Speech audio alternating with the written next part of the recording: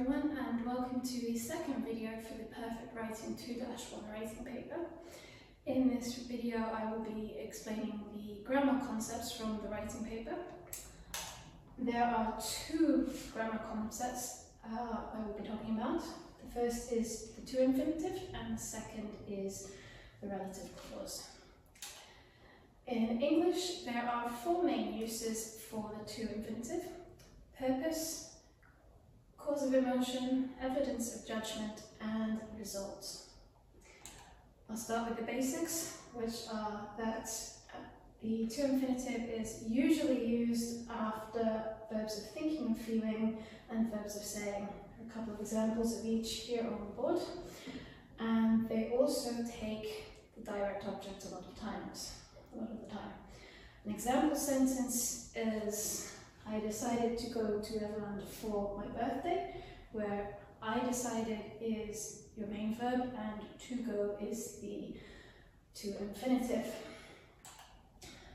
Moving on to the first use of the to infinitive, which is purpose.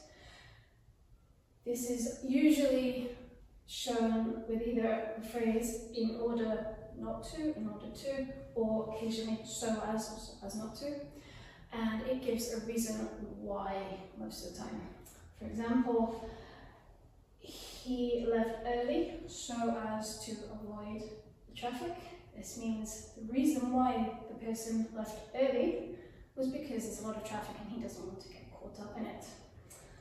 And you've got your main verb first, followed by your clause to show purpose, so as in this case, and then you've got your to infinitive afterwards, followed by your direct object.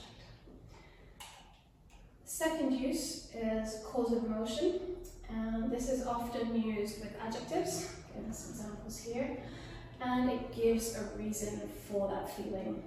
For example, John was surprised to see me.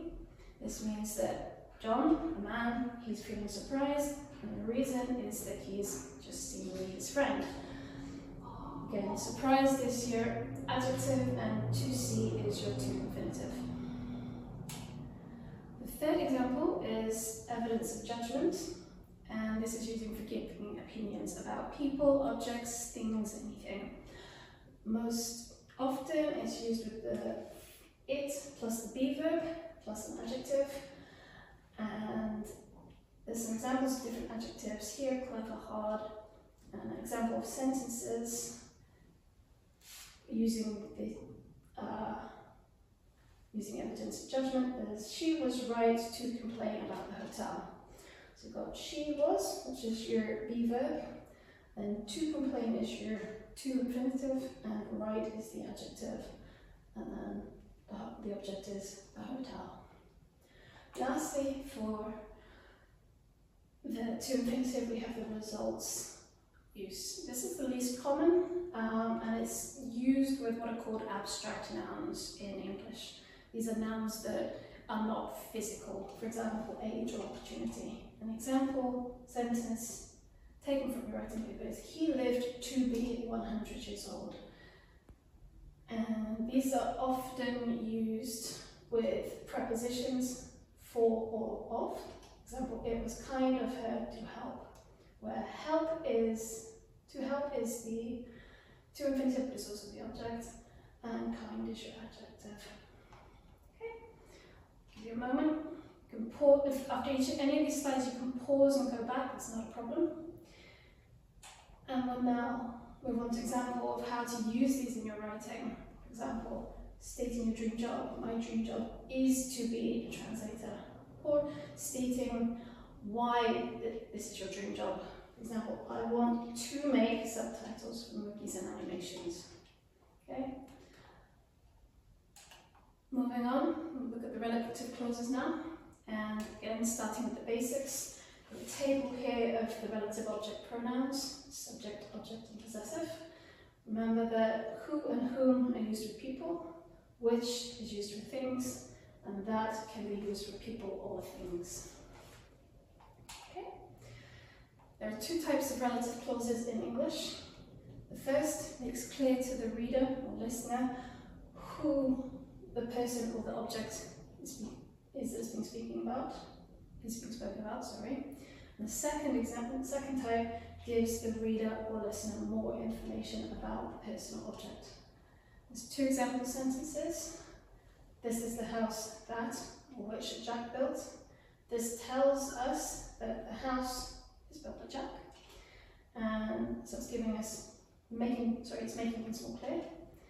And second example, Lord Thompson, who is 76, just retired. This is giving us more information about Lord Thompson. It's telling us he's 76 years old. Note with whom. Whom is the object of, is used to show the object of a verb or preposition. For example, in this sentence, this is George with whom I went to school last year. Whom is the object of with. But in the second example, this is George whom you met at my house last year. Whom is the object of the verb met. Okay? This is very old-fashioned English. It's not very commonly used, so it's much more common just to use who these days, and that is perfectly fine if you choose to use who. Okay, right, almost there.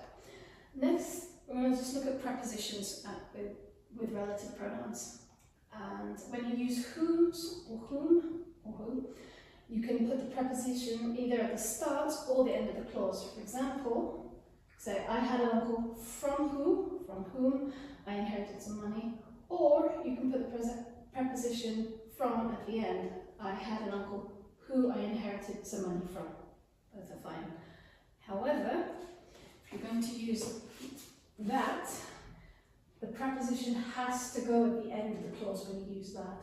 For example, I had an uncle that I inherited some money from.